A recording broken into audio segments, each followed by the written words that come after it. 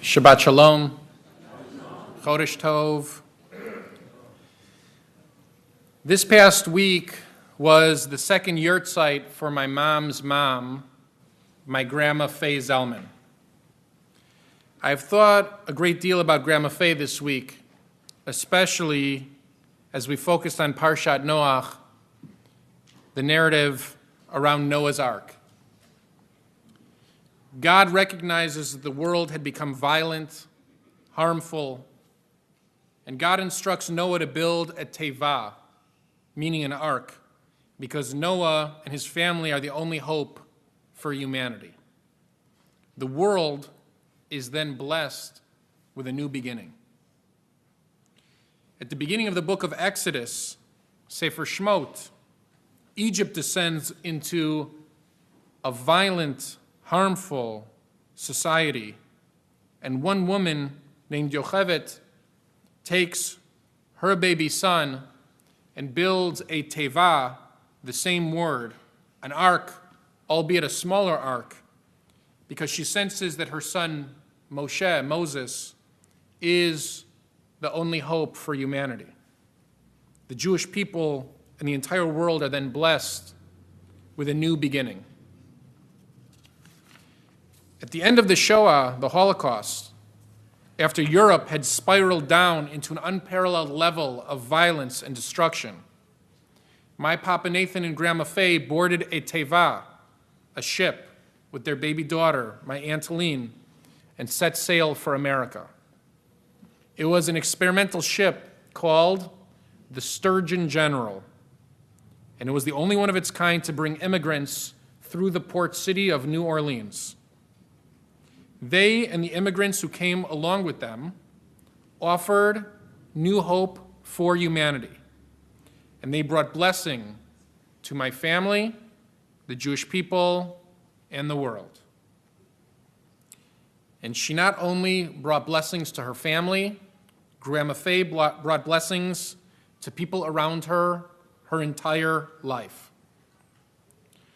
When one of us graduated college in the family, she began to ask the same question every time we saw her. New? Have you met anybody? Now, as her grandson, I can assure you that there was a massive, drastic difference between meeting somebody and meeting somebody worthy of an introduction to Gramma Fay. So for a long time, the answer was no. And then Gramma Fay would promptly say, "Oi, I'll pray for you." Every time we'd visit Gramma Fay, my siblings would laugh with the anticipation of that question. In fact, she did a lot of praying for me. And then I met Blair, and I brought her to meet Grandma, and I had to answer that question never again. And then my siblings graduated college, and they got the question on a routine basis. And then they stopped laughing. And I did all of the laughing. And Grandma prayed for them. Soon enough, we were all married. And then Grandma would tell you that she's praying for you know what. And then we had Shelby and named her Sarah after Gramma Fay's mother, Chaya Sarah. Gramma Fay prayed for everybody. Her Mishberach list was the phone book. I pray you be a success. I pray you shed grois nachas for your kinderlich. I pray you and Blair only know good things in life. Those were 3 good prayers. Gramma Fay never asked what I needed. She just knew. I needed to have a job. I needed to get married. I needed to have children. I needed to be a good son, good husband, good father, good Jew. It was very simple. I have to admit that in the moment, it always brought a smile to my face in a joking way. Here it comes. Grandma's about to bless me. She's praying for me. And now, I have to tell you that I miss it a great deal. What a wonderful idea for somebody to pray for me, for somebody to bring blessings to others. I heard her say to complete strangers, people who are definitely not Jewish, you should be blessed. I'll pray for you to have mazel. You know what that is? It's good luck. You know how many people ever turned around and said to her, I don't want that blessing, I don't need luck? Nobody. Everybody always accepted grandma's blessings. Who wouldn't want the blessing of mazel? Who wouldn't want a blessing from Gramma Fay? And whoever knew Gramma Fay and knew what she had been through, childhood in Poland, the Lodz Ghetto, Auschwitz, other concentration camps, the Death March, coming to America. After people understood who she was, they wanted her blessing more. They recognized her authority to bless them.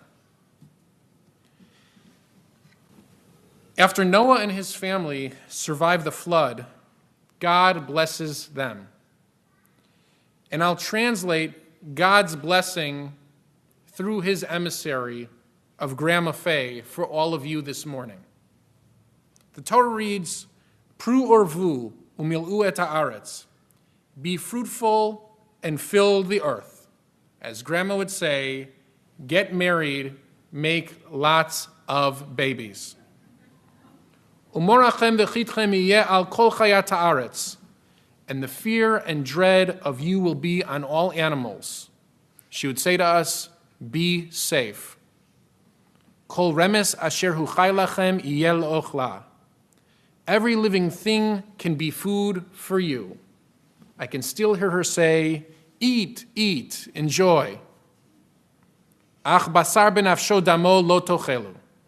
But flesh with its soul and its blood, don't eat. She would often say, but don't eat treif. Zot ot habrit asher ani noten beini uvenechem uven kol nefesh chaya asher itchem ledorot olam. This is the sign of the covenant that I make between me and all of you and every living thing for all generations to come. When I read this, I hear her saying to me, remember me, because the mazel, the yichus that I bless with you today, will be forever for you, even after I'm gone. Even after you think I'm gone.